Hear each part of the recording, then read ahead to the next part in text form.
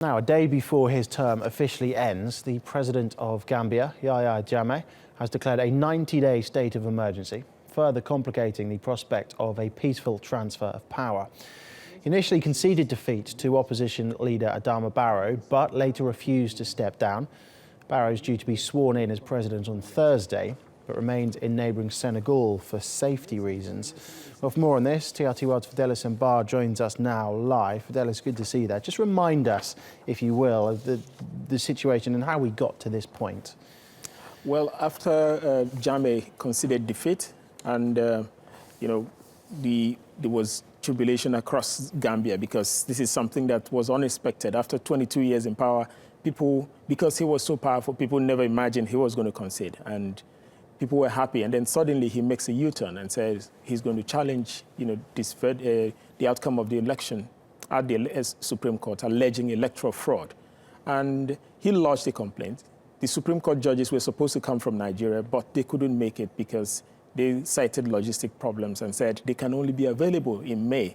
And because of that, the regional bloc ECOWAS has been, putting pressure on Jammeh to concede power and leave at the end of today. But then Jammeh has maintained that only the outcome of the Supreme Court will determine whether he will leave or whether fresh elections will be held. So since then, it's been a case of ECOWAS trying to prevail on him to leave. Even all the world leaders have been asking him to step down and hand over peacefully, but he's refusing. And the president-elect Adama Barrow is now in Senegal, and he's insisting that come tomorrow morning that he's the president-elect, that he's coming to be sworn in, and his supporters are saying that they will ensure that he is sworn in. So what happens after midnight tonight actually remains to be seen. What exactly does this state of emergency involve, and how is it likely to impact everything? In a televised speech last night, President Jammeh did say that the state of emergency would stop any form of acts of violence and any form of incitement of the people and disrespect for the rule of law.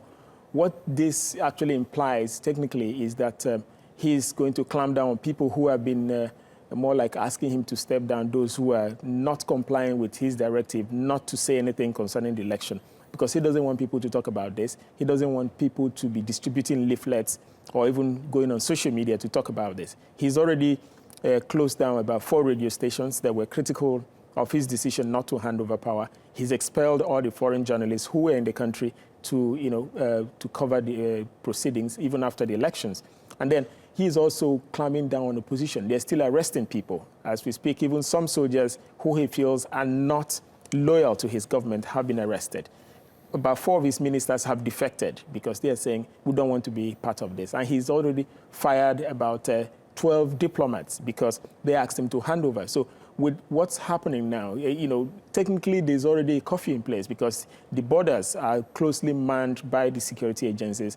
And who knows, maybe by midnight, they will stop any flight coming in or going out. And as we speak, Senegal, which borders them, Gambia, has already set a troop on standby just in case there is need for a military intervention, because the regional body ECOWAS has written to the United Nations asking for permission to be able to use a military intervention in the event that Jammeh decides not to step down. And even as we speak, a Nigerian warship has left Nigeria and it's sailing towards Gambia, even though that might just be more like a show of force to ensure that, they kind of panic into giving way and allowing Adama Barrow to be sworn in tomorrow. Okay, Fidelis, thank you.